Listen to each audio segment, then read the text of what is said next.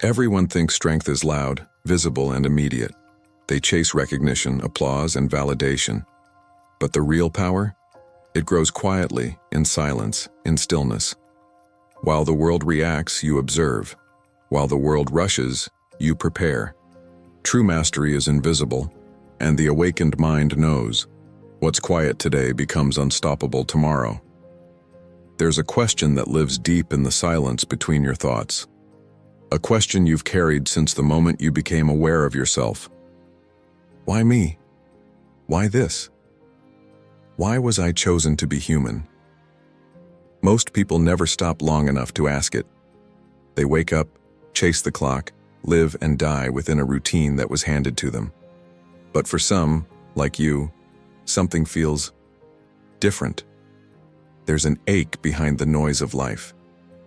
A subtle knowing that you're not here by accident, that this existence, this form, this fragile miracle of breath and bone, means something beyond survival. We like to believe we are the result of biology, atoms, evolution, genetic chance. But if you listen deeply enough, beyond logic, beyond reason, you'll hear something calling, a voice that doesn't speak in words, a whisper that says, you were chosen, not chosen as in special, chosen as in selected by consciousness itself to experience this realm through the lens of human awareness. Think about it. Out of all the possible forms of existence in this universe, out of endless galaxies, dimensions, and vibrations of being, you are here, in this particular skin, this body, this moment in time. That's not coincidence. That's orchestration. When a soul is ready to evolve, it chooses limitation. It chooses density. It chooses the human form, not because it's easy, but because it's the most intense classroom in the entire spectrum of existence. To be human is to feel deeply. To bleed, to love, to break, to hope. It's to stand between heaven and earth, to hold infinite light within a finite vessel. We are not punished by this limitation. We are perfected through it. The Creator, the Source, the Infinite, it can only know itself through contrast. Through you it tastes pain. Through you it experiences beauty. Through you it learns compassion. You are the mirror through which God studies His own reflection. When you look at your life and ask, why me? Understand, you weren't given this experience. You accepted it. Your soul, before time, said yes to being here. It volunteered for the storm of existence so it could remember its own light. You were not born to escape the human experience. You were born to transform through it. Every limitation you face, every struggle that breaks you isn't a mistake, it's a designed initiation. You're not the victim of existence, you are its participant, its vessel, its chosen expression. Look around you. Every tree, every stone, every breath of wind, each obeys its purpose perfectly. But only the human is aware of choice. Only the human can say yes or no to the divine will. That's why the human experience is sacred. It's not about being perfect, it's about becoming aware. Awareness is the bridge between the Creator and creation. And awareness comes only through contrast, through the struggle between shadow and light. To be chosen means to bear the weight of consciousness. It means feeling what others cannot, seeing what others refuse to see, and carrying questions that have no simple answers. Sometimes you'll feel disconnected, like you don't belong in this world, but that's because part of you remembers where you came from. You came from the infinite, and you've been placed in the finite. That tension you feel inside, the longing, the search, the quiet sadness, that's not a flaw. That's homesickness of the soul. The soul remembers eternity, but the mind can only grasp moments. And so the two struggle, creating the storm we call human life. You were chosen to walk through this storm, to feel its chaos, its uncertainty, its beauty, and to still find meaning within it. That's what separates the awakened from the asleep. Those who sleep believe life happens to them. Those who awaken realize life happens through them. When you understand that difference, everything shifts. The pain doesn't disappear, but it transforms. You start to see that nothing is random, that every encounter, every heartbreak, every victory, every silence was sculpted to shape your awareness. To be chosen means you are part of a sacred experiment, an experiment where consciousness experiences itself through limitation, where the eternal wears a human face and calls it me. Every time you cry, love, doubt, or forgive, the universe learns something new about itself through you. And when you awaken to that truth, you stop asking, "Why was I chosen?" and begin to whisper, "Thank you for choosing me." Because when you understand the magnitude of this existence, you realize this isn't punishment, it's privilege. It's the honor of carrying light inside of flesh, the divine inside of dust. You were chosen to be human so that the infinite could fall in love with its own creation, through your eyes, your heart, your story. That is the mystery of being chosen. Before your first breath, before the heartbeat began its rhythm, before you had a name, a body, or even a thought, there was an agreement, an unseen moment between the infinite and the individual, between the soul and the source, between you and existence itself. And in that timeless stillness, you said one sacred word: yes. You said yes to forgetting, yes to pain, yes to being human. Not because you were forced, but because you were ready. We imagine birth as a beginning, but it isn't. It's a continuation, a chapter in an eternal story written long before time. Your soul didn't stumble into this body by accident. It chose it with precision. Every trait, every wound, every challenge was selected like notes in a divine melody designed for your awakening. That is the contract before birth. A silent covenant signed not with ink, but with intention. Imagine standing in a realm of light. No fear, no hunger, no time, just the pure awareness of being. And then imagine choosing to leave that perfection, to enter chaos, confusion, and imperfection, because you knew that only through limitation can the soul truly expand. The soul doesn't evolve in paradise. It evolves in contrast. It grows where there is resistance, where there is choice, where there is shadow. That's why you came here. You agreed to play this game of remembering. You agreed to walk through darkness so that one day your light would not just be known, it would be earned. When people say, "Why me?" the soul whispers back, "Because you said yes." Because somewhere beyond time you understood that to be human is to experience the full spectrum of creation, love and loss, joy and despair, light and dark. You chose it all, not as punishment but as practice, practice for awakening. Practice for remembering what you truly are. The contract before birth doesn't dictate events. It plants themes, lessons that repeat until you understand their meaning. That's why the same kind of people cross your path again and again. Why certain emotions keep resurfacing. Why familiar pain returns even when you think you've escaped it. It's not coincidence, it's curriculum. You designed this. Every encounter is a reflection of what you agreed to explore. If love feels impossible, you're learning the courage to open again. If loss breaks you, you're learning the art of surrender. If loneliness follows you, you're learning connection, not with others, but with yourself. This is the paradox. We come to Earth believing we are powerless, when in truth, we are the authors of every experience we live. The contract before birth is not a script you must obey. It's a map you must decode. Each hardship is not punishment, it's a doorway. Each fear is not failure, it's an invitation. The soul doesn't speak in language, it speaks in patterns. And when you start to recognize the patterns of your life, you begin to remember your side of the agreement. You were never promised an easy journey. You were promised a meaningful one. Meaning doesn't come from perfection. It comes from falling, breaking, and standing back up. The universe didn't choose to make you human so you could avoid pain. It made you human so you could transform through it. And here's the truth few dare to admit. Before birth, your soul didn't fear suffering. It feared forgetting. It feared losing sight of what it truly is.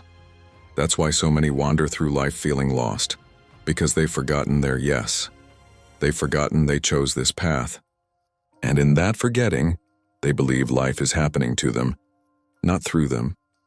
But every moment of awakening, every spark of self-awareness, one is you remembering that contract. When you finally stop fighting your circumstances and start listening to them, you hear echoes of that first agreement whispering, "You asked for this swing so you could grow." Think about it. Why do some souls break open and transform while others drown in their own resistance? It's not luck. It's remembrance. Those who awaken are not the ones who were spared pain, they're the ones who recognized it. They saw the purpose inside the chaos. They understood that life doesn't owe them comfort. It offers them consciousness, and in that realization, they stop running. They stop blaming. They stop asking, why me? And begin to ask, what is this teaching me? That's when the soul begins to shine through the cracks of the human shell. That's when the forgotten yes begins to echo again. So tonight, when you lie in silence, when your thoughts become heavier than your breath, remember this: you are not trapped here. You chose to be here. You signed up for this moment, this struggle, this form. And within that choice lies your power, because if you chose it, you can transform it. You are not a mistake of biology. You are a deliberate act of consciousness. A being who once looked at infinity and said, "Let me enter time. Let me forget so I can truly remember." That is the sacred contract before birth, and the reason you were chosen to be human. The moment your consciousness entered the human body, that fragile vessel of bone and breath, a veil was drawn. The veil of forgetfulness, it is not punishment, it is mercy. Because to truly experience life, you must forget that you already understand it. Imagine watching a film where you already know the ending. Every twist, every heartbreak, every reunion. Would you feel the same? Would your heart race in the same way? Would you cry when the hero falls or smile when they rise again? No, you'd simply watch detached, already knowing how it ends. And that's not living, Ungs, that's observation. The soul didn't come here to observe. It came to feel, to remember through experience. So, when we are born, that knowing is hidden behind the veil. Our divine memory dissolves into silence. The soul steps into the world blind, not because it is lost, but because it must find itself again. This veil makes you human. It is the thin line between heaven and earth, between remembering and forgetting, between being divine and becoming divine once more. Without the veil, you wouldn't search. Without the search, you wouldn't grow. Without growth, you wouldn't awaken. That's why the universe designed forgetfulness as the first act of birth. It is not the loss of truth. It's the journey back to it. In the beginning, you knew everything. You were light, unbound, infinite. You existed in pure unity with all that is. But the soul longed to experience that unity, not as an idea, but as an emotion, a discovery. So it accepted the veil. It chose amnesia. It said, "Let me forget who I am so that I may fall in love with finding myself again." That's the human condition, the cosmic game of hide and seek. The Creator hides within its own creation, waiting for you to notice. Every spark of curiosity, every moment of awe, every time you stare at the night sky and whisper, "Who am I?" That's your soul knocking from behind the veil. But the veil is heavy, and the world and its noise tightens it. You grow up told what to be, what to believe, what to chase. You learn fear, competition, and doubt. The whispers of your soul are drowned by the world shouting. And one day you stop listening. You forget that you ever knew. You forget that you chose this. You forget that you are not your pain, not your failure, not your story. The veil convinces you that you are separate from others, from life, from the divine. But separation is the illusion. It is the stage on which remembrance performs. Every soul reaches a moment when the illusion begins to crack. It could be through heartbreak, through loss, through silence. Something shakes the surface of your life. You begin to question. You begin to remember. It doesn't happen with lightning. It happens with whispers. Small moments when your soul rises and says, "This isn't all there is. There's more to me than this name, this body, this routine." That is the veil thinning. It doesn't tear all at once. It dissolves layer by layer, each time you awaken to a deeper truth. Think of the moments when you feel déjà vu, that strange familiarity with something you've never lived. Or when a place, a person, or a sound feels anciently known. That's not imagination. That's memory peeking through the veil. The soul remembers. Even when the mind forgets, it remembers love that transcends lifetimes. It remembers wisdom that words can't express. It remembers the home that no map can lead to now, because that home isn't a place. It's a state of being. The veil of forgetfulness is what makes love so sacred, because even though we forget, we still choose to love. Even though we feel lost, we still seek. Even though we fall, we still rise, and that is the miracle of being human. To carry divine light and still stumble through darkness. To forget everything and still choose kindness. To feel pain and still say, thank you. Some people curse the veil. They say, why can't I remember my purpose? Why can't I see what's beyond? But if you saw the full picture too soon, the lesson would vanish. The journey would lose its sacred tension. The awakening would lose its depth. The veil doesn't exist to trap you. It exists to prepare you. It protects you from truths your mind isn't yet strong enough to carry. It gives you time to evolve, to remember gently, so that when the light returns, you can hold it without burning. And one day, when you've felt enough, loved enough, forgiven enough, the veil begins to fade completely. You begin to see through it, not with your eyes, but with your awareness.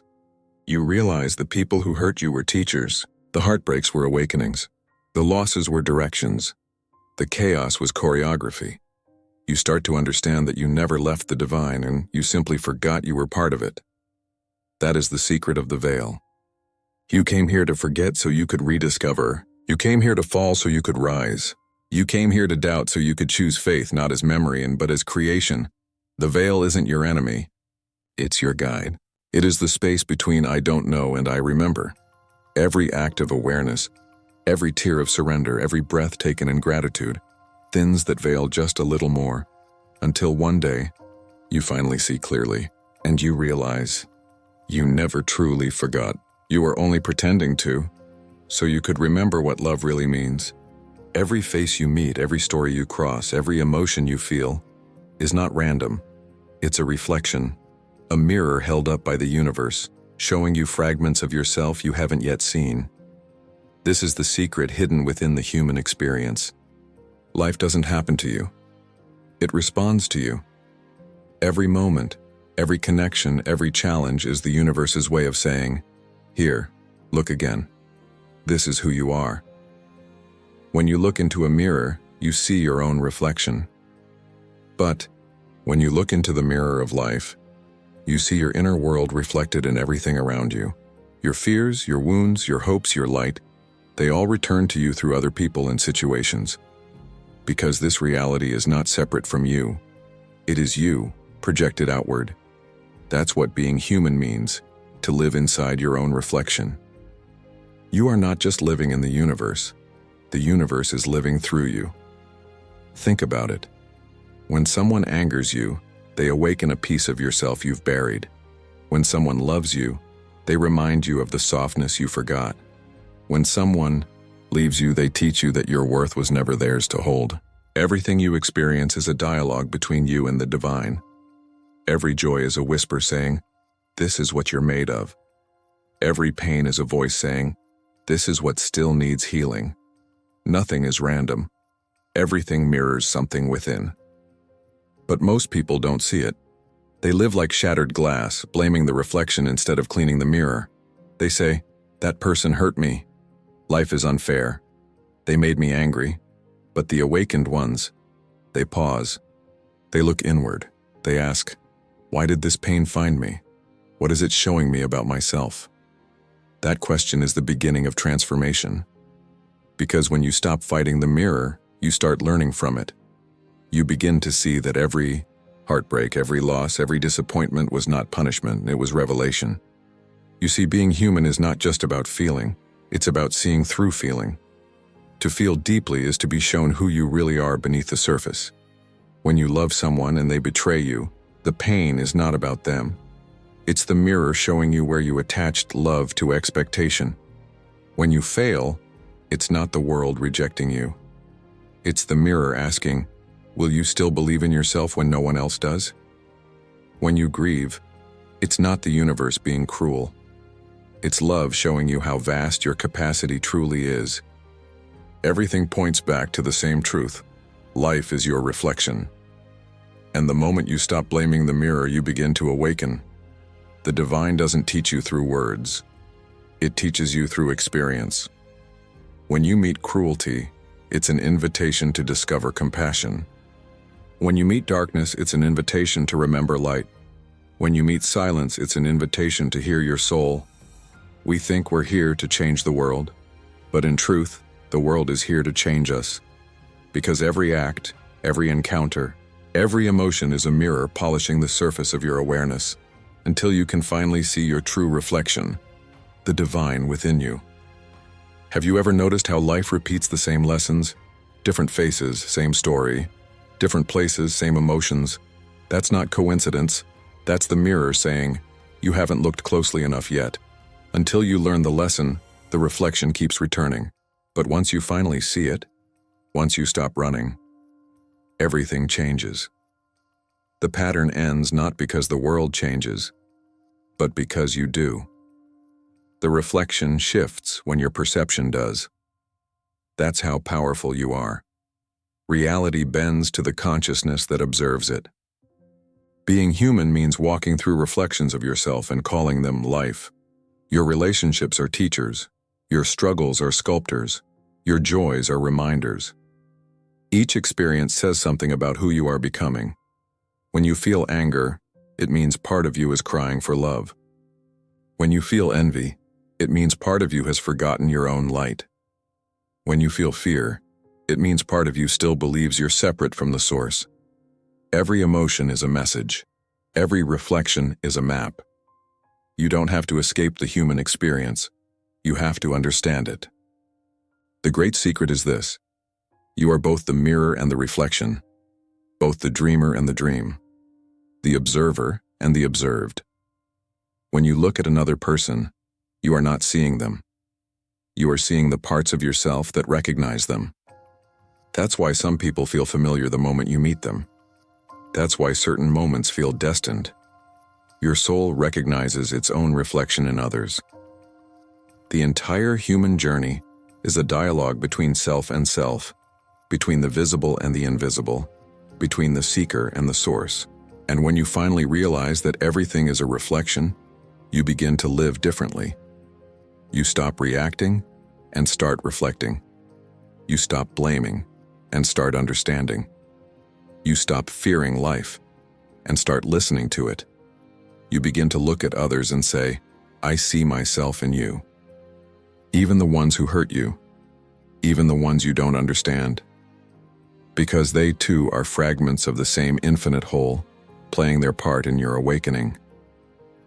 This is what it means to be human, to look into the eyes of existence and see your own reflection staring back.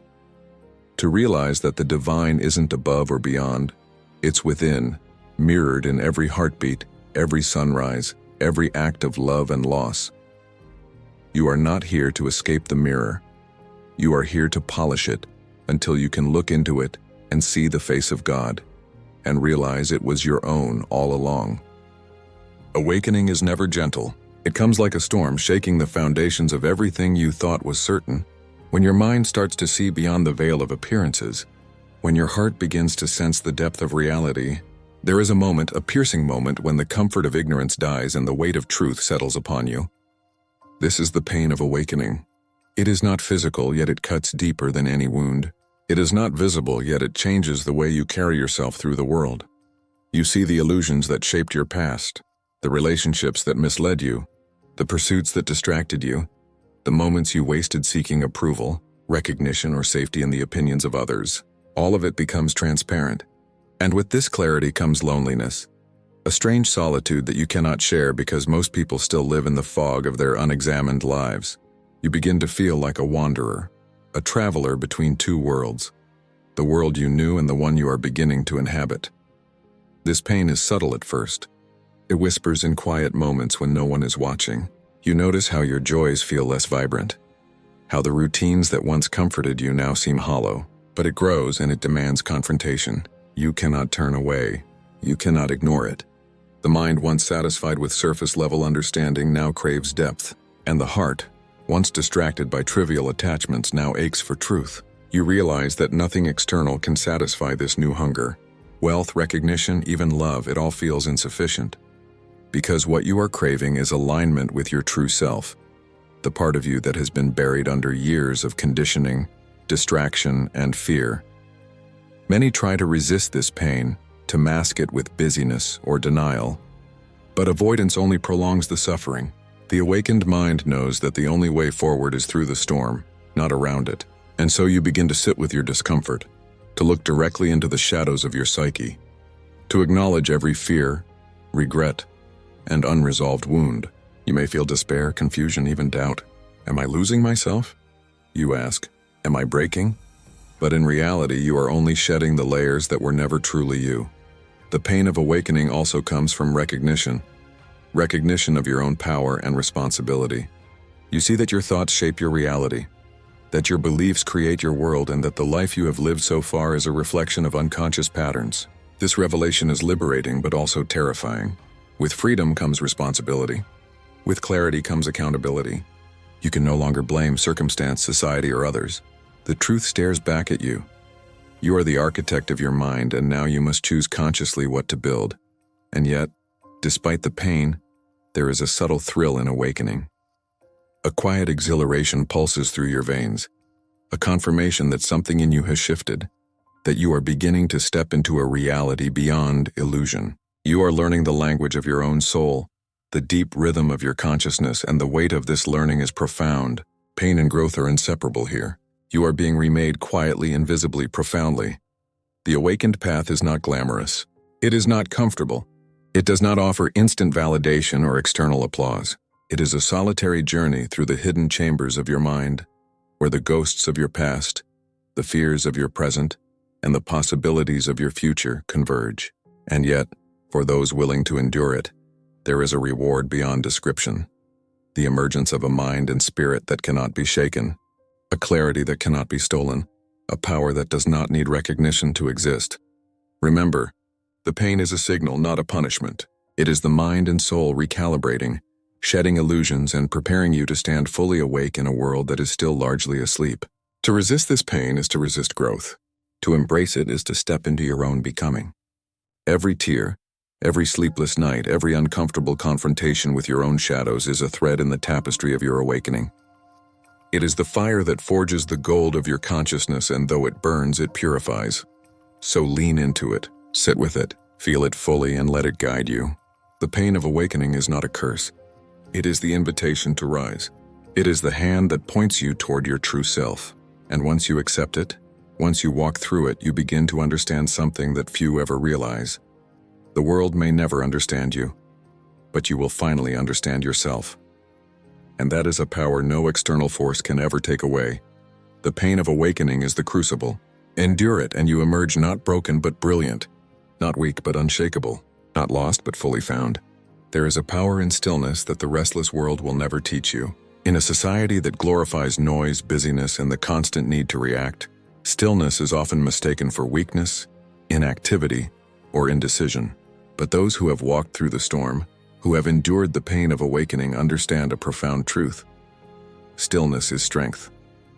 It is the silent force behind clarity, the unseen energy that shapes action, and the quiet reservoir from which true power flows. To be still is not to be passive. It is not to surrender to life, nor is it a withdrawal from responsibility. Instead, it is a conscious choice to pause, observe, and center yourself amidst chaos. In stillness, you meet yourself fully. You encounter your fears, your desires, your doubts, and your deepest longings without distraction. The mind, once scattered by the endless currents of thought, begins to settle. The heart, once swayed by external validations and superficial attachments, learns the rhythm of its own truth. And in this sacred pause, the awakened individual gains insight that cannot be rushed, cannot be forced, and cannot be borrowed. Stillness teaches patience. It teaches that the universe does not bend to desperation, and that control is an illusion without internal mastery. When you are still, you are no longer reactive. You do not speak in haste, act out of fear, or give away your energy to those who would drain it. Instead, you cultivate discernment. You understand timing. You wait for the moment when action is most effective, when your presence and power align with the flow of reality. In doing so, you conserve energy, sharpen intention, and amplify impact. The world may try to shake you. It may scream, provoke, and demand your immediate reaction. But stillness allows you to remain untouchable. It is the silent fortress where resilience is forged. You begin to realize that you do not need to prove yourself constantly, nor do you need the approval of others to validate your existence. The more you cultivate this inner calm, the less the noise of the world can disturb you. It is in this state that true sovereignty emerges, the mastery of self that precedes mastery of circumstance. Stillness also nurtures creativity and insight. When the mind is not cluttered by compulsive thinking or reactive habits, Space opens up for imagination, intuition, and profound clarity. Solutions that seemed impossible in the whirlwind of chaos become visible. Patterns, connections, and opportunities reveal themselves naturally. This is why the most transformative decisions, the most brilliant ideas, and the deepest realizations often arise in moments of quiet reflection rather than frantic activity. The awakened mind knows stillness is not empty. It is full of possibility. Moreover, stillness is a form of resistance. In a culture addicted to distraction, urgency, and superficial engagement, choosing stillness is a declaration of sovereignty. It is saying, my energy is mine. My mind is mine. My life is mine. And I will not be swayed by the whims, judgments, or chaos that surrounds me. This is a radical act, yet it is subtle. It does not require confrontation or conflict. It simply requires presence, awareness, and discipline. The discipline to remain anchored in the self, even when the world conspires to unbalance you. In stillness, the awakened individual discovers the paradoxical truth. By doing less externally, one achieves more internally. By speaking less, one gains more influence. By waiting, one acts at the perfect moment. By observing, one understands more profoundly than the one who constantly reacts. This is the quiet art of mastery, a mastery that the loudest voices in the world often fail to comprehend. Yet, cultivating stillness is not without challenge. The mind resists. The world demands constant engagement. Old habits of distraction and reaction fight to regain control.